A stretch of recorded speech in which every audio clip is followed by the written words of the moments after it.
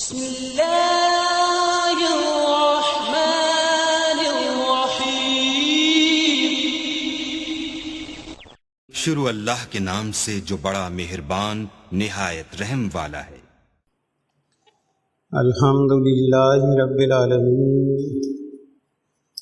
الصلاۃ والسلام علی سید المرسلین، اما بعد فاعوذ باللہ من الشیطان الرجیم، بسم اللہ الرحمن الرحیم۔ قال اللہ سبحانہ وتعالی فی القرآن المجید والفرقان الحمید، قل ان کنتم تحبون اللہ فاتبعونی یحببکم اللہ۔ وقال اللہ سبحانہ وتعالی فی شان حبیبہ، ان اللہ وملائکتہ یصلون علی النبی یا ایہا الذین آمنوا صلوا علیہ وسلموا تسلیما۔ محبت کے ساتھ درود پاک پڑھیں۔ اللہم صلی علی سیدنا و مولانا محمد وعلی آلہ و اصحابہ سیدنا و مولانا محمد وبارک وسلم علیہ۔ اللہ تعالیٰ کا احسان عظیم کہ اس پاک ذات نے ایک مرتبہ پھر ہمیں جمعۃ المبارک کی بابرکت ترین گھڑیاں عطا فرمائیں۔ دعا ہے بارگاہ رب لم یزل میں کہ وہ پاک ذات جو آیہ مذکورہ تلاوت کی اس کا صحیح ترجمہ اور تشریح کرنے کی، آپ سب کو سننے کی اور ہم سب کو اس پر کامل عمل کی توفیق عطا فرمائے، آمین ثم آمین۔ حضرات گرامی قدر، جس طرح کہ آپ کے علم میں ہے کہ پچھلے جمعہ میں ہم نے حضرت سیدنا امام غزالی رحمۃ اللہ تعالی علیہ کے 20 نکاتی فلسفہ اخلاق اور حضور نبی اکرم صلی اللہ علیہ وآلہ وسلم کی سیرت مبارکہ کے زیر تحت جو اقوال اور احادیث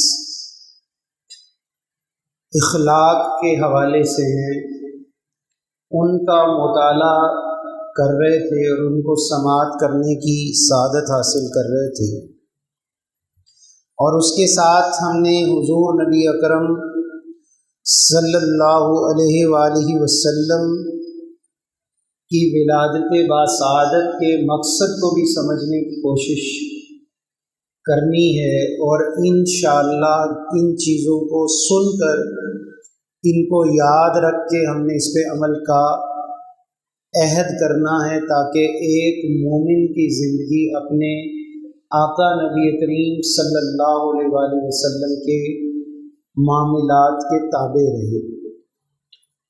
جس طرح کہ ہم نے پچھلے جمعہ میں مطالعہ کیا، پڑھا تھا کہ حضرت سیدنا امام غزالی رحمۃ اللہ تعالی نے سب سے پہلے اخلاق کے حوالے سے اس حدیث پاک کو اپنے منشور میں اولین جگہ دی کہ جو چیز اپنے لیے پسند کرو وہی دوسرے مومن کے لیے پسند کرو۔ پھر دوسرا نقطہ یہ تھا کہ اللہ تعالیٰ تواضع کو پسند فرماتا ہے، اور تکبر سے اللہ برات کا اظہار فرماتا ہے، تکبر پر لعنت فرماتا ہے۔ تکبر صرف اللہ کی چادر ہے، لہٰذا جو تم سے کوئی ملنے آئے یا اسے تمہارے ساتھ کوئی معاملہ درپیش ہو تو تم اس کے ساتھ تواضع کے ساتھ معاملہ کرو، تواضع سے پیش آؤ، ہنس کر مسکرا کر بات کرو، اور بلائی کی ترغیب دو، اور نیکوکاروں کے ساتھ جیسے بندہ اچھا معاملہ کرتا ہے ایسا بروں کے ساتھ بھی پہلو تہی کر لو، ان سے بدلہ لینے کی کوشش نہ کرو، ان کے خلاف کوئی تحریک نہ چلاؤ، ان کو ان کے حال پر چھوڑ دو۔ پھر فرمایا بڑوں کی تعظیم کرو اور چھوٹوں پر شفقت کرو، اور بے شک جو بڑوں کی تعظیم نہ کرے اور چھوٹوں پر شفقت نہ کرے، میرے آقا فرماتے وہ ہم میں سے نہیں ہے۔ پھر اسی طرح فرمایا کہ جب دو مسلمانوں کے درمیان رنجش پیدا ہو تو ان کے درمیان صلح کرواؤ. یہ امر نفل نماز اور نفل روزے اور حج سے بھی زیادہ فضیلت رکھتا ہے. جتنی نفلی نمازیں کوئی تہجد پڑھتا ہے، کوئی اشراق پڑھتا ہے، چاشت پڑھتا ہے، یا وہ پورا سال روزہ رکھتا ہے، یا وہ حج کے مہینے میں نفلی حج کرتا ہے، تو اس کا یہ عمل صلح کرانے سے بھی، یہ تمام اعمال سے زیادہ صلح کرانا یہ اللہ کی نگاہ میں فضیلت رکھتا ہے. پھر فرمایا کہ اگر بضرورت صلح میں جھوٹ بولنا پڑے تو رخصت ہے. مثال کے طور پر اگر کوئی شخص یہ کہے کہ فلاں تو مجھے گالیاں دیتا ہے اور تم صلح کی بات کرتے ہو اور یہ بات بھی سچی، تو کہو ایسی تو کوئی بات ہی، میں نے تو کبھی ایسا سنا ہی نہیں، وہ تو تمہارے لیے اچھی رائے قائم کرتا تھا، تاکہ اس کے دل میں سے نفرت کم ہو اور رغبت اور محبت اور الفت پیدا ہو جائے. پھر اسی طرح فرمایا کہ کبھی بھی ایک دوسرے کی چغلی نہ کھاؤ، ورنہ اللہ تمہارے دین کو برباد کر دے گا. اور حضور علیہ السلام نے فرمایا الغیبہ اشد الزنا، غیبت تو زنا سے بھی زیادہ برا عمل ہے، کیونکہ زنا دو افراد کے درمیان گناہ ہے، اور غیبت بڑے بڑے خاندانوں میں، رشتہ داریوں میں، قوموں میں لڑائی پیدا کر دیتی ہے. اس لیے غیبت کے اوپر سختی سے. اور پھر فرمایا اگر 3 دن تمہاری رنجش رہے تو اس سے زیادہ اس رنجش کو نہ لے جاؤ، صلح کر لو. اگر ایسا کرو گے تو اللہ تمہاری خطاؤں کو معاف فرمائے گا. اسی طرح سلوک اور احسان کرتے وقت اہل اور نااہل نہ دیکھو، کرتے رہو، نیکی کرتے رہو. اچھے لوگ بھی ہوں گے، برے لوگ بھی ہوں گے. اللہ سبحانہ و تعالی ہم اگر قیامت کے دن اس عمل کے باعث اللہ کے حضور پیش کیے جائیں کہ ہم دنیا میں ہر ایک کے ساتھ، نااہل کے ساتھ بھی سلوک کرتے رہیں، تو اللہ یقیناً قیامت کے دن ہم نااہلوں پر بھی اپنی رحمت فرمائے گا. اسی طرح حضرت سیدنا داؤد علیہ السلام نے ایک دعا مانگی، یا اللہ مجھے وہ طریق بتا، وہ رستہ بتا جس سے تو راضی ہو جائے اور اللہ کی مخلوق بھی مجھ سے محبت کرے. تو فرمایا اے داؤد ہر ایک کے حال کے مطابق اس سے ملا کر، جیسا جو شخص ہے اس سے ویسے ملا کر، اللہ بھی راضی ہوگا اور اللہ کے بندے بھی راضی ہوں گے.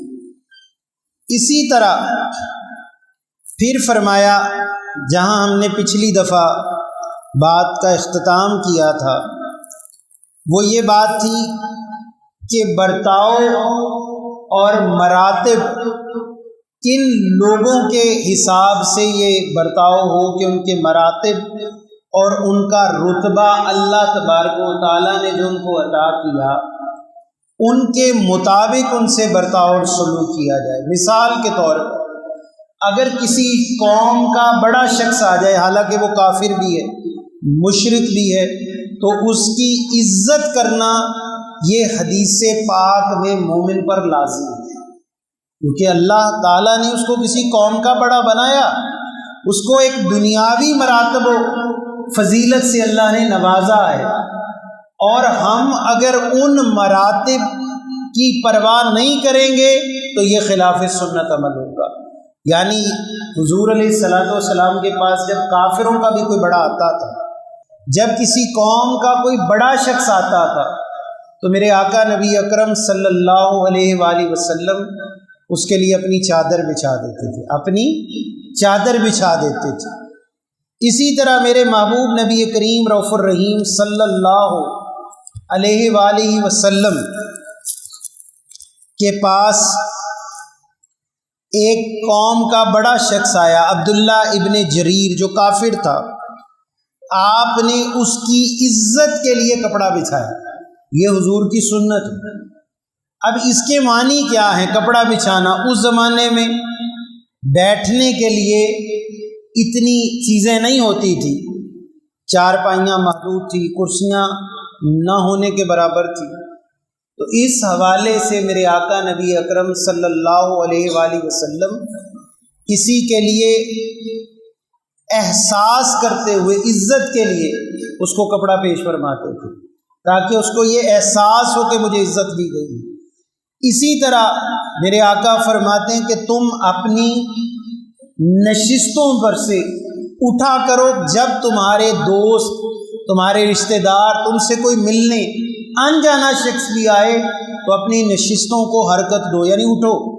اس سے عزت کا جذبہ پیدا ہوتا ہے، احترام کا جذبہ پیدا ہوتا ہے۔ یہ نہیں کہ ایک بندہ آیا اس کے لیے کوئی حرکت ہی نہیں، اس کے لیے کوئی معاملہ ہی نہیں، اللہ تعالیٰ کو یہ امر پسند نہیں ہے۔ اسی طرح فرمایا کہ کسی کے عیب بھی تلاش نہ کرو، تو نہ لگاؤ، جاسوسی نہ کرو۔ جاسوسی صرف ریاست کو، ملک کی افواج کو، یا ایسا کوئی گروہ جس سے اس بات کا ڈر ہو، خوف ہو کہ وہ ڈر اور خوف کی بنیاد پر کہ مسلمانوں کو نقصان پہنچائے گا، اس کی جاسوسی جائز ہے۔ ادروائز کسی کی بھی جاسوسی اسلام میں روا نہیں ہے، جائز نہیں ہے۔ میرے آقا نبی اکرم صلی اللہ علیہ وآلہ وسلم آپ اپنے غلاموں کو، اپنے صحابہ کرام کو اس سے سختی سے منع کیا کرتے تھے، کیونکہ جب کوئی شخص کسی کے پیچھے ٹو میں لگ جاتا ہے تو سب سے پہلا معاملہ اس کے ساتھ یہ ہوتا ہے کہ اس کے دل میں سے اللہ اپنی معرفت چھین لیتا ہے، خوف خدا نکل جاتا ہے۔ جب کوئی شخص کسی کی جاسوسی کرتا ہے، اللہ اس کے دل کو معرفت سے محروم کر دیتا ہے، کیونکہ اللہ تعالیٰ ستار ہے، ستاری کو پسند فرماتا ہے، ستار العیوب ہے۔ انسان کی بے شمار خامیاں، کوتاہیاں ایسی ہیں جن پر اللہ پردے ڈالتا ہے، اور جن چیزوں پر اللہ خود پردے ڈالتا ہے، ان پردوں کو اگر کوئی ہٹائے گا تو یہ اللہ تعالیٰ کے ساتھ براہ راست کھلی دشمنی ہے۔ میرے آقا نبی اکرم صلی اللہ علیہ وآلہ وسلم فرماتے قیامت کے دن کچھ افراد ایسے ہوں گے جن کو اللہ باوجود بڑے بڑے گناہوں کے اپنی رحمت سے معاف فرمائے گا، اور فرشتے ان کی بابت پوچھیں گے یا اللہ یہ معاملہ ان کے ساتھ کیوں ہوا؟ اللہ فرمائے گا ان کے گناہ بہت بڑے تھے، لیکن ایک عادت ان کی ایسی تھی جو میری عادت پر تھی۔ وہ فرشتے حیران ہوں گے، اللہ تیری عادت پر عادت تھی، وہ عادت کیا تھی؟ رب فرمائے گا یہ لوگوں کے عیبوں کو کھولا نہیں کرتے تھے، ان پر پردے ڈالا کرتے تھے، بے نمازی تھے، جہاد نہیں کرتے تھے، زکوٰۃ نہیں دیتے تھے، روزہ نہیں رکھتے تھے، یہ گناہ کبیرہ۔ لیکن اس دن اللہ سبحانہ و تعالیٰ ایک ایسے عمل کی وجہ سے کہ جس نے جس بندے کی ستاری کی ہوگی، عیوب چھپائے ہوں گے، اللہ اس کو معاف فرما دے گا۔ پھر اسی طرح میرے آقا نبی اکرم صلی اللہ علیہ وآلہ وسلم کا ارشاد مبارکہ ہے کہ تہمت والی جگہ پر نہ جاؤ، تہمت کی جگہ سے بچو۔ مثال کے طور پر ایک شخص ایسی گلی سے روز گزرتا ہے، حالانکہ گلیاں اور بھی ہیں، راستے اور بھی ہیں، وہ گلی بدنام گلی ہے، برے لوگوں کی گلی ہے، وہاں پر بے حیا اور ایسے لوگ رہتے ہیں جن کے معاملات دنیا انتہائی غلیظ ہیں، بدگماش ہے، لیکن وہ جان بوجھ کر اس گلی سے گزرتا ہے، جان بوجھ کر مزہ لینے کی خاطر اس کو رستہ بنا لیتا ہے، یا عادتاً ایسا کرتا تو اس کی منع کی گئی کہ تہمت سی جگہ سے بچو، ایسا نہ ہو کہ تم پر کوئی شخص تہمت لگائے، تم پر کوئی شخص تہمت لگائے۔ اس کی مثال ایسی ہے کہ ہم کسی گلی محلے میں دیکھیں کہ 4-6 لوگ بیٹھے اور روز جوا کھیلتے ہیں، حالانکہ ہم جوا نہیں کھیل رہے، لیکن جاتے بیٹھتے انہی کے پاس، بیٹھنا ہمارا انہی کے ساتھ ہے۔ جس دن وہ جواری پکڑے جائیں گے، لا محالہ اس کا نام جواریوں میں شامل ہو جائے گا۔ اسی طرح زانی، شرابی، بدکار لچے، اس کی بھی صحبت سے بچنے کا حکم دیا گیا۔ ہاں، ایک بندہ اللہ کے دین کی تبلیغ کے لیے ان کو دعوت دیتا ہے تو اس کے بھی احکامات ہیں، اس کے بھی کچھ اصول و ضوابط ہیں کہ وہ ان سے بچے، ورنہ چوروں کے ساتھ بیٹھنے والا اگر چور نہ بھی ہوا تو چوری کے بد اثرات یا تہمت اس کو ضرور چوروں کا ہمنوا اور ساتھی بنا کر چھوڑے گی۔ شرابی ہے اور شرابی کے پاس بیٹھتا ہے، اب اس نے شراب چھوڑ دی لیکن بیٹھتا انہی کے پاس ہے، اس کو بھی شرابی گردانا جائے گا۔ اسی طرح میرے آقا نبی اکرم صلی اللہ علیہ وآلہ وسلم کا ارشاد گرامی ہے کہ تہمت کے معاملات سے بچو۔ اگر تمہیں یہ گمان ہو کہ میرا یہ عمل کسی شخص کے دل میں بدگمانی پیدا کرے گا تو اس کی وضاحت کر دو، اس کے بارے میں بتا دو۔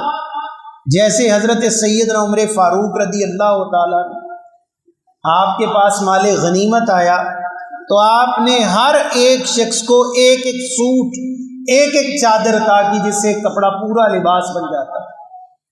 لیکن جب اگلے دن آئے تو آپ نے 2 سوٹوں کا کپڑا زیب تن کیا ہوا تھا۔ کسی نے پوچھا اے عمر، آپ نے سب کو ایک ایک سوٹ عطا کیا، ایک ایک لباس کا کپڑا دیا، اور آپ کا تو قد مبارک لمبا ہے، آپ کو تو یہ سوٹ برابر نہیں، یہ دوسرا کپڑا کہاں سے آیا؟ تو آپ نے یہ نہیں کہا اس کا سر تن سے جدا کر دو، گردن اڑا دو، یا گستاخی ہے۔ فرمایا اے مجھ سے سوال کرنے والے، بدگمان نہ ہو، ابھی تجھے اس کی حقیقت سے واقف کرتا ہوں۔ آپ نے فوراً گھر سے اپنے بیٹے کو بلایا تو بیٹے کو کہا بیٹے تو بتا کہ ایک کپڑا میرا تھا اور دوسرا کہاں سے آیا؟ تو آپ نے پورے مجمع میں کہا اے لوگوں، بدگمانی نہ کرنا، میں نے ایک کپڑا جو میرا تھا وہ میں نے اپنے والد کو ہدیہ دیا، کیونکہ ان کا ایک کپڑے میں سوٹ ہی نہیں بنتا تھا، تو یہ میرا کپڑا ہے جو میرے حصے میں آیا، کیونکہ میں بھی جنگ میں شریک تھا، بیت المال میں میرا بھی حصہ تھا۔ تو اس سے بدگمانی دور کرنا یہ حاکم وقت پر بھی لازم، سپہ سالار پر، امیر پر، امام پر یہ لازم ہے کہ وہ اپنے متعلق ہونے والی بدگمانی کو دور کر دے، اس کے اندر کسی کو مبتلا نہ رہنے دے۔ مثال کے طور پر ایک شخص کے پاس کچھ امانت ہے اور اس امانت کے بارے میں وہ اتنا مطمئن کرے کہ کسی شخص کے دل میں اس امانت رکھنے والے کے لیے دل میں بدگمانی پیدا نہ ہو۔ پھر اسی طرح میرے آقا نبی اکرم صلی اللہ علیہ وآلہ وسلم نے فرمایا شیطان ابن آدم کے رگوں میں اس طرح دوڑتا ہے جیسے خون دوڑتا ہے۔ شیطان ابن آدم کی رگوں میں ایسے دوڑتا ہے، یعنی وہ بدگمانی پیدا کرتا ہے، وہ لوگوں کے دلوں کے اندر برے وساوس پیدا کرتا ہے۔ اسی لیے سورہ فلق اور سورہ ناس بار بار اس کو پڑھنے کی تلقین گئی، صبح و شام اس کو دم کرنے کا حکم دیا کہ دلوں کے اندر شیطان وساوس پیدا کرتا ہے، دلوں کے اندر شیطان برے خیالات پیدا کرتا ہے، اور اللہ تعالیٰ واضح حکم دیتا ہے کہ تم اس عرب کی پناہ مانگو ان انسانوں اور شیاطین سے جو دلوں کے اندر وساوس اور شیاطینی خیالات پیدا کرتے ہیں۔ وسوسہ کیا چیز ہے؟ کبھی نوٹ کیا، غور کیا؟ ہم بیٹھے ہیں، ہمارے دل میں فارغ بیٹھے، نہ قرآن پڑھ رہے ہیں، نہ نماز پڑھ رہے ہیں، نہ اللہ کا ذکر کر رہے ہیں۔ شیطان ہمیں اب کیا کہے گا؟ کہے گا کہ مسجد جا کے صاف کر کے آ، جا کوئی غریب کی مدد کر کے آ۔ فراغت وقت جو اللہ کے ذکر سے خالی، اس وقت وہ لا محالہ کہے گا اپنے ہاتھ سے، اپنی زبان سے، اپنی نگاہ سے کوئی ایسا کام کر جو اللہ تعالیٰ نے تجھ پر حرام کیا، اس کو حلال کر لے۔ ایسا ہی ہوتا ہے، بیٹھا ہے، آنکھیں زنا کریں گی، ہاتھ حرام چیزوں کو چھوئے گا، زبان حرام بکنا شروع کر دے گی۔ اگر کوئی دوسرا ساتھ نہیں تو زبان وہ کام کر رہی ہے جو تحریر سے کر رہا، تو یہ شیطانی وساوس ہیں۔ پھر کچھ لوگ یہ بھی کہتے ہیں کہ ہم نماز پڑھ رہے ہیں، ہمارے دل میں شیطان وسوسہ ڈالتا ہے، ہمیں محسوس ہو رہا ہے۔ تو میرے آقا نبی اکرم صلی اللہ علیہ وآلہ وسلم کا ارشاد گرامی ہے کہ شیطان ہمیشہ ایمان والی جگہ پر ڈاکہ ڈالتا ہے۔ جہاں ایمان چور وہاں آتا ہے، جہاں مال ہوتا ہے۔ بینک لوٹتا ہے، ڈاکو اس لیے لوٹتا ہے یہاں پیسہ ہے، زیور ہے، سونا، یہاں بڑی دن دولت ہے۔ یا وہ گھر لوٹتا ہے جہاں بڑا پیسہ ہے، مال ہے۔ اسی طرح شیطان کبھی بھی اس دل پر وسوسہ پیدا نہیں کرتا جہاں ایمان نہ ہو۔ جہاں ایمان ہوگا وہ وہیں وساوس پیدا کرے گا، گمراہ کرے گا۔ کچھ لوگ کہتے ہیں ہم نے نماز چھوڑ دی۔ کیوں چھوڑی بھائی؟ ہمارے دل میں تو عجیب عجیب خیال آتے تھے، ہمیں تو نماز ہی نہیں پڑھنے دیتا تھا شیطان۔ تو اس کے معنی یہ ہوئے کہ ہم نے شیطان کی بات مان لی، ہم اس کے ہاتھ چڑھ گئے۔ اللہ تعالیٰ نے ہر مسئلے کا حل اپنے آقا نبی اکرم صلی اللہ علیہ وآلہ وسلم کی مبارک ترین زندگی میں امت کو عطا فرما دیا۔ وساوس اگر پیدا ہو، یہ وساوس کا خیال نہ کرے، توجہ نہ دے، یہ اپنا کام کرتا رہے، اپنا کام چلاتا رہے، قرآن پڑھ رہا ہے پڑھتا رہے، تسبیحات کر رہا ہے کرتا رہے۔ اور اگر بار بار شیطان اس کے دل پر کچوکے لگاتا ہے، اس کے دل کے اوپر قابو ڈالنے کی کوشش کرتا ہے، تو پھر اللہ کے ولیوں نے اس کا طریقہ عطا فرمایا کہ نماز کی حالت میں اپنے قلب کی طرف ایسے تھوکنے کا اشارہ کرے، فوراً آپ محسوس کریں گے 1 دقیقہ 1 سیکنڈ سے بھی پہلے انشاءاللہ شیطان قلب سے دور ہو جائے گا۔ کیونکہ اب وہاں تو لا حول نہیں پڑھ سکتے، ہم نماز پڑھ رہے ہیں، وہاں تو ہم استغفار نہیں کر سکتے، وہاں تو ہم کوئی اور چیز نہیں کر سکتے۔ اب اس کا حل بتایا کہ اس کی طرف صرف تھوکنے کا، کیونکہ میرے آقا فرماتے ہیں شیطان جب دل کو غافل پاتا ہے تو اپنی تھوتنی، اپنا ناک جو ہاتھی کی سونڈ کی طرح ہوتا ہے، مومن کے دل کے ساتھ جوڑ کر اس میں وسوسہ پیدا کرتا ہے۔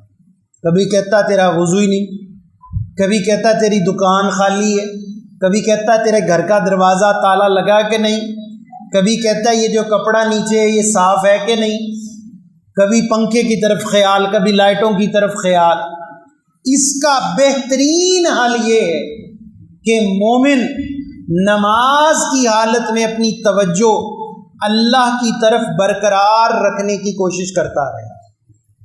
اگر ایک بندہ ہنس کر دوائی کھائے تو دوائی فائدہ دے گی، کیا کرے گی؟ دوائی فائدہ دے گی۔ بیمار ہے، خوشی خوشی کھا رہا ہے، اگر رو کر کھائے پھر بھی دوائی فائدہ دے گی۔ رونے اور ہنسنے سے دوائی کا تعلق نہیں، دوائی کھانے کا اصل معاملہ ہے کہ اندر نگل جائے۔ اسی طرح جب عبادت میں لگا ہے تو لگا رہے، انشاءاللہ ایک دن ضرور اس پر ایسا آئے گا اللہ اس کو وساوس کے اوپر قابو عطا فرما دے گا، طاقت آ جائے گی، روحانیت بڑھ جائے گی، اس کی روحانی قوت میں عبادت اضافے کا باعث بنے گی، اور ایک وقت ایسا آئے گا اس کو اپنی توجہ مرکوز کرنی آ جائے گی۔ جیسے مثال ہم پہلے دن سائیکل چلانے لگیں تو گرتے ہیں، پھر گرتے ہیں، پھر گرتے ہیں، کبھی ٹخنے پر، کبھی ٹانگ پر، کبھی ہاتھ پر، کبھی چہرے پر چوٹ آتی، پھر آہستہ آہستہ بچہ یا بڑا شخص بھی اس پر تھوڑا قابو پاتا ہے۔ اب تھوڑی دیر سیدھی چلتی، آگے آ کے پھر گر گئی، اور محنت کرتا ہے، ایک وقت ایسا آتا ہے وہ ہاتھ چھوڑ کر بھی سائیکل چلا لیتا ہے، ایک ہاتھ سے بھی چلا لیتا ہے، کہتا ہے کہ اب مجھے اتنی اس کے اوپر مہارت ہوگی۔ اس کا یہ مطلب نہیں کوئی ہاتھ چھوڑ کے اب چلائے یا ایک پہیے پر موٹر سائیکل چلائے، یہ مہارت نہیں ہے، بلکہ اس کا مطلب یہ ہے کہ اس کو اتنی اس کے اندر مہارت حاصل ہو گئی کہ اگر خدا نہ خواستہ کوئی ایسا واقعہ ہو جائے تو وہ مشکل ترین حالات میں بھی سواری پر قابو پا لے گا، ورنہ خود بخود اپنے آپ کو ہلاکت میں ڈالنا، اس پر بھی اللہ کی لعنت ہے۔ جیسے کچھ نوجوان کرتے ہیں، ایک پہیہ ہی نکال دیا، یہ ایک پہیے پہ موٹر سائیکل چلا رہے ہیں، ہاتھ چھوڑ کے چلا رہے ہیں، شیخی، اللہ کو سخت ناپسند، اپنے آپ کو ہلاکت میں ڈالنا سخت ناپسند۔ سیلفیاں لے رہے ہیں، ٹرین آ رہی ہے سیلفی لے رہے ہیں، خود اپنی موت کو بندہ اپنے ہاتھ سے ریکارڈ کر رہا ہے۔ موت آ رہی ہے، آ گئی ہے، نہ کلمہ پڑھنے کا موقع ملا، نہ اللہ توبہ کا موقع ملا، نہ استغفار ہوئی۔ گندی موت، گندی زندگی، گندی موت۔ اور بہترین لوگ وہ ہیں جو ہر وقت سواریوں پر بھی اللہ کا ذکر کرتے ہیں، بیٹھتے بھی اللہ کو یاد کرتے ہیں، اٹھتے بھی اللہ کو یاد کرتے ہیں، یہاں تک کہ ان کا سونا جاگنا اللہ کے ذکر میں ہوتا ہے۔ اور ایک وقت اس پر ایسا آتا کہ وہ کلمہ جس پر اس کو دائم عادت بنا لیتا ہے، اللہ اللہ کرتا ہے، جیسے ہی فرشتہ اس کی روح قبض کرنے لگتا ہے، اللہ تعالیٰ اپنے نام کی برکت سے اس کو اپنا نام پھر پکارنے کی توفیق عطا کرتا ہے۔ پکار بندے، کھانتے پکارتا تھا، پیتے پکارتا تھا، بیت الخلاء میں جاتے اور واپس آتے پکارتا تھا، بیت اللہ میں پکارتا تھا، اللہ کے گھروں میں مجھے پکارتا تھا، سوتے ہوئے اللہ اللہ تیری کروٹ سے منہ سے نکلتا تھا، جاگتے ہوئے شکر اللہ کا کرتا تھا۔ تو اے بندے، پھر اب موت آ رہی ہے، اب میں تجھے خود، تو نہ مجھے پکار بلکہ میں تجھے پکاروں، اور میں کہوں گا کہ بندے میرا نام لے، تاکہ تو میرا نام لیتے لیتے میرے حضور کامیابی سے داخل ہو جائے۔ اسی طرح مومن کے لیے ہلاکت ہے ہر وہ چیز جو اس کو ہلاکت میں ڈالتی ہے۔ مومن کے لیے ہلاکت ہے ہر وہ چیز جو اس کو ہلاکت میں مبتلا کرتی ہے۔ مثال کے طور پر میں نے ابھی عرض کی کہ پتہ چلا، خبر آئی کہ ایک نوجوان پہاڑ کی چوٹی پہ تصویر بنا رہا، مر گیا، گر گیا۔ قربان میرے آقا نبی اکرم صلی اللہ علیہ وآلہ وسلم کی ذات اقدس پر، میرے محبوب پاک فرماتے ہیں جس چھت کے اوپر بنیرا نہ ہو، بنیرا آپ پنجابی کی زبان کو بڑی اچھی سمجھ سکتے ہیں، اردو میں پردہ کہتے ہیں، پردے جو چھت پہ ہوتے ہیں۔ اللہ کے محبوب فرماتے ہیں وہ چھت جس کے اوپر بنیرا نہ ہو، پردہ نہ ہو، اپنے آپ کو وہاں مت سلاؤ، وہاں رات کو مت سویا جائے۔ خدا نخواستہ شیطان ایسی مرض میں بندے کو مبتلا کر دیتا ہے، بندہ سوتے سوتے ہی اٹھتا ہے۔ کئی لوگوں کو نیند میں چلنے کی عادت ہوتی ہے، کئی لوگوں کو یہ عادت ہے وہ اٹھتے ہیں لیکن غنودگی زیادہ ذہن پر غالب ہوتی ہے، دل اور دماغ اس وقت غنودگی کی حالت میں ہوتے ہیں، فہم ادراک کام نہیں کر رہا، اترنا سیڑھیوں کی طرف تھا، اتر گلی کی طرف گئے اور خدا نخواستہ ہلاکت میں پڑ گئے۔ اللہ کے رسول نبی اکرم کی ذات پر قربان جائیں، اپنی امت کے لیے کتنے فکر مند کہ ایسی چھت پر نہ سو جس کے ارد گرد پردے یا بنیرا نہ ہو۔ پھر اللہ کے محبوب پاک نے فرمایا، اے میرے صحابیوں، تم رات کو آگ بجھا کر سویا کرو، آگ بجھا کر سویا کرو، کیونکہ آگ شیطان کے ہتھیاروں میں سے ایک ہتھیار ہے۔ پھر اللہ کے محبوب پاک نے فرمایا، آگ سے مت کھیلو۔ آج ایک شادی پر گیا، دوست تھے، ان کو سمجھایا کہ شادی کرنے جا رہے ہیں، کیسے شادی کریں؟ کہا جیسے شادیاں ہوتی ہیں۔ میں نے کہا کیسے ہوتی ہیں؟ کہا ڈھول ڈھماکہ کریں گے، بم پھوڑیں گے، ساری باتیں۔ میں نے کہا اچھا، یہ تو اللہ کی لعنت کے رستے، ایسی شادی نہیں کرنی۔ ساری باتیں سمجھائیں، ان میں سے ایک دو مانے، دو چار نہیں مانے، سمجھا دیا، حق ادا کر دیا۔ پھر اگلے دن دیکھا کہ بات ابھی سمجھ میں نہیں آئی، پھر سمجھایا۔ ہم گئے اور جس دن شادی تھی اس دن شرکت نہیں کی۔ ہم نے کہا اب شرکت نہیں کرنی، یہ شادی اللہ کے نام پر نہیں ہو رہی، رسول پاک کے طریقے پر نہیں ہو رہی، غافلوں کے ساتھ نہیں چلا جائے۔ پتہ چلا جس بات سے بار بار سمجھایا جاتا رہا اور جس دوست کو سمجھایا جاتا رہا، اس نے ایک بم چلایا، ایک بم پھوڑا، اچانک وہ جو ہاتھ سے گولا چلا وہ واپس ہجوم میں آیا، ایک دم ہجوم تتر بتر بھاگنا شروع ہوا، اور اس شخص کا چھوٹا بیٹا جس کی عمر صرف 4-5 سال سی، کم از کم 100 بندوں نے اس کو روند کر آگے چلے گئے۔ 3 دن ہسپتال میں آکسیجن لگتی رہی، ہڈیاں پسلیاں ٹوٹ گئی، سانس آئے، شادی بھول گئی، اب نئی مصیبت۔ آج پتہ لینے گیا، میں نے اس سے پوچھا کہ آپ کو کیا سمجھایا تھا، کیا بتایا تھا؟ اب روئے کیا ہوت جب چڑیاں چگ گئی تھے، اب رونا کیسا؟ تو قرآن مجید فرقان حمید میں میرے آقا نبی اکرم صلی اللہ علیہ وآلہ وسلم نے ہر حکم مومن کو وہ عطا کیا کہ جو حکم مومن کے فوائد کے لیے ہے، بہتری کے لیے ہے۔ اللہ کے محبوب پاک نے فرمایا آگ سے مت کھیلو، آگ شیطان کے ہتھیاروں میں سے ایک ہتھیار ہے، تمہیں جلا کر خاکستر کر دے گی۔ یہ ہندوؤں کا شعار ہے، مشرکین کا طریقہ، خام خواہ آگ جلا لی۔ کچھ لوگ قبروں پر بھی چراغ جلا دیتے ہیں، یہ بھی جائز نہیں ہے۔ اللہ کے محبوب پاک نے سختی سے منع فرمایا کہ آگ کو قبور کے قریب مت کرو۔ اللہ تعالیٰ تو اس مردے کو آگ سے بچائے، اور ہم آگ کو خواہ وہ دنیاوی ہو یا اخروی ہو، چراغ جلانا یہ نہ سنت ہے، نہ اللہ کے ولیوں کا طریقہ، نہ رسول پاک کی اہل بیت کا طریقہ، نہ صحابہ کرام کا طریقہ۔ ہاں اگر کوئی قبرستان میں کوئی شخص اس لیے چراغ جلاتا کہ گزرنے والے کو روشنی نظر آ جائے، کوئی رات کو میت دفنانی ہو تو چراغ جلایا جا سکتا، وہ بھی راستے میں کسی اوٹ میں، ایسا نہیں کہ قبر پر چراغ جلایا جائے۔ کچھ لوگ اگر بتیاں جلاتے ہیں، اگر بتی کو بھی آگ سے نہ جلایا جائے، اگر خوشبودار کرنا ہے تو اگر بتیوں کو پانی سے آپ اچھی طرح مسل کر اوپر ڈال دیں اتنی خوشبو آئے گی، پھول ڈال دیں، ویسے ہی کوئی اور چیز ڈال دیں، جگہ خوشبودار ہو جائے گی۔ یہ چیزیں مسنون ہیں، کی جا سکتی، منع نہیں ہے، لیکن آگ کو قبر کے قریب نہ کیا جائے۔ اور بہن اسی طرح آگ سے کھیلا بھی نہ جائے، شرارت بھی نہ کی جائے۔ بڑے بڑے گھروں کے اندر بچوں کو ہر چیز کی تربیت تو دی جا رہی ہے، ان چیزوں کا پتہ ہی نہیں۔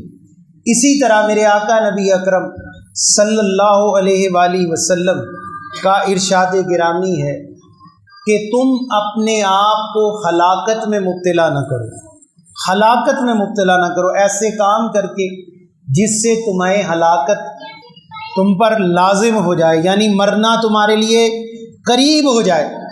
وہ ہلاکت کیا ہے کہ کوئی شخص ایسا کام کرے جو انہونا کام، اور خدا نہ خواستہ، جیسے میں نے بھی بتایا، ایک ویل پر گاڑی چلا رہا ہے، موٹر سائیکل چلا رہا ہے، یہ ہلاکت ہے۔ اسی طرح ہر وہ چیز ہلاکت ہے، سود ہلاکت ہے، جوا ہلاکت ہے، پرچیاں کھیلنا یہ ہلاکت، بدکاری، چوری اور ڈاکہ زنی یہ ہلاکت ہے۔ ہر اس کام سے بچا جائے جو دنیا اور آخرت کی ہلاکت میں انسان کو مبتلا کرتا ہے۔ میرے محبوب کبریا نبی اکرم صلی اللہ علیہ وآلہ وسلم نے بڑی سختی کے ساتھ ان چیزوں سے منع فرمایا کہ مومن ان کاموں، فضول یعنی بیکار کاموں کے لیے دنیا میں پیدا نہیں کیا گیا، بلکہ اس کے اعمال ایسے ہوں جس سے نہ صرف اسے فائدہ ہو بلکہ پوری امت کو اس کا فائدہ ہو۔ وہ کوئی ایسا تعمیری کام کرے، اچھا کام کرے جس سے فائدہ ملے۔ پھر اسی طرح میرے آقا نبی اکرم صلی اللہ علیہ وآلہ وسلم نے فرمایا مسلمانوں کی حاجت روائی کرو، کسی کی ضرورت ہے پوری کر دو، کسی پر بوجھ ہے وہ اتار دو۔ میرے محبوب پاک فرماتے ہیں کوئی مشکل میں اس کی مشکل دور کرنے میں بھاگ دوڑ کرو، کہیں کچہری کا مسئلہ ہے، کسی دفتر کا مسئلہ ہے، کسی کا بجلی کا مسئلہ ہے، گیس کا مسئلہ ہے، اور مشکلات ہیں، میرے محبوب فرماتے ہیں اس کی حاجت روائی کرو، اور اللہ کے محبوب اس کا اجر کیا فرما رہے ہیں یہ بھی سنیں۔ میرے آقا فرماتے ہیں جو شخص پورا سال مسجد میں اعتکاف میں بیٹھے، پورا سال نفلی اعتکاف پر بیٹھے، اور ایک لمحہ اس کے مقابلے میں کسی مصیبت زدہ کی مصیبت دور کرنے کے لیے چلے، اللہ ایک سال اعتکاف رکھنے سے بھی زیادہ اس کا اجر مومن کو عطا فرماتا ہے۔ مخلص ہو کر چلے، ووٹ کے لیے نہیں کہ کل مجھے ووٹ دے، نوٹ کے لیے نہیں کہ میری جیب گرم کرے، میری بلے بلے کرے، میری شہرت کرے، بلکہ اللہ کی رضا کی خاطر اس کا تکلیف مصیبت دور کرنے کے لیے ایک دقیقہ چلا، ایک سیکنڈ چلا، پورا سال اعتکاف پر بیٹھنے میں جو اللہ اجر دے گا اس سے زیادہ اجر اس ایک پل میں ہے جو کسی کی مصیبت کے لیے دور کرنے کے لیے اس نے اپنے وقت کو اس کے وقت کے لیے سپرد کیا۔ آخری بات، میرے آقا نبی اکرم صلی اللہ علیہ وآلہ وسلم فرماتے ہیں اپنے بھائی کی عدم موجودگی میں اس کی عزت اور آبرو اور اس کی مال جان اس کی آبرو کی حفاظت کرو، ایسا جیسا تم اس کے سامنے کرتے ہو۔ جیسے ہم کسی کے گھر گئے اور پتہ چلا وہ گھر میں نہیں ہے، اچانک نظر آیا کہ اس کا بچہ باہر گلی میں کھیل رہا ہے، نہ بالغ ہے نہ سمجھ ہے، اور ہمیں پتہ ہے کہ ہمارا دوست یا رشتہ دار جس کی یہ اولاد ہے، جس کا یہ گھر ہے، اگر وہ گھر ہوتا تو اپنے بچے کو ڈانٹتا اور اس کو گھر کے اندر کرتا۔ اب ہم پر لازم ہے ہم اس کی نگہبانی کریں، اس کو سمجھائیں، اس کا بازو پکڑ کر زبردستی اندر کر دیں تاکہ اس کی غیر موجودگی میں اس کا ہم پر حق تھا کہ ہم اس کی جان مال کی حفاظت کریں۔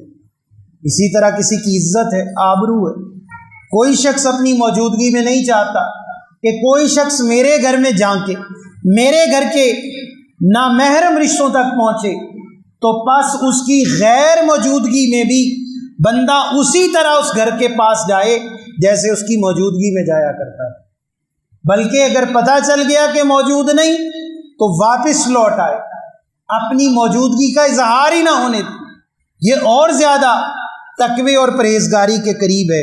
پھر اسی طرح میرے آقا نبی اکرم صلی اللہ علیہ وآلہ وسلم فرماتے ہیں جو کسی کی عدم موجودگی میں کسی کی عزت آبرو کا خیال رکھے گا، اللہ قیامت کے دن اس کے لیے جنت کا دروازہ کھول دے۔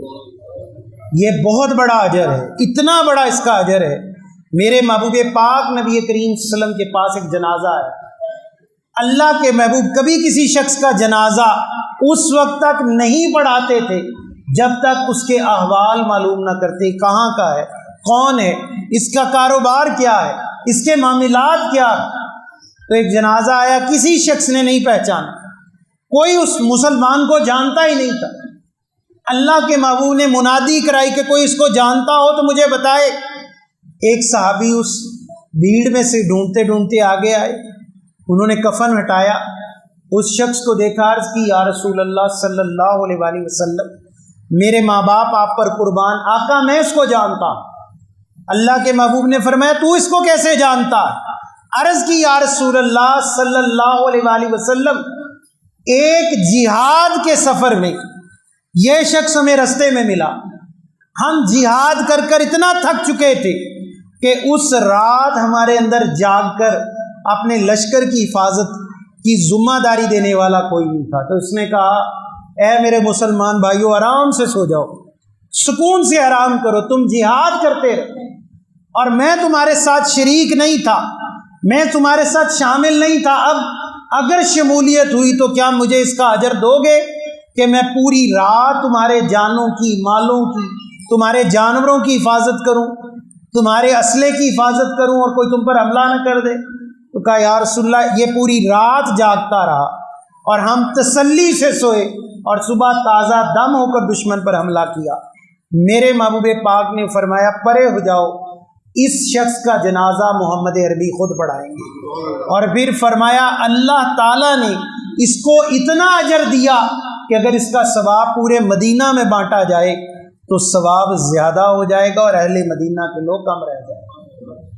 بس اللہ تبارک و تعالیٰ سے دعا ہے وہ پاک ذات ہمیں اپنے محبوب پاک کی سیرت پر عمل کرنے کی توفیق عطا فرمائے اور ان طریقوں پر چلنے کی اللہ تعالیٰ مرحمت فرمائے، توفیق عطا فرمائے جن پر چل کر اللہ دین اور دنیا کی ساری بلائیاں مومن کو عطا فرماتا ہے۔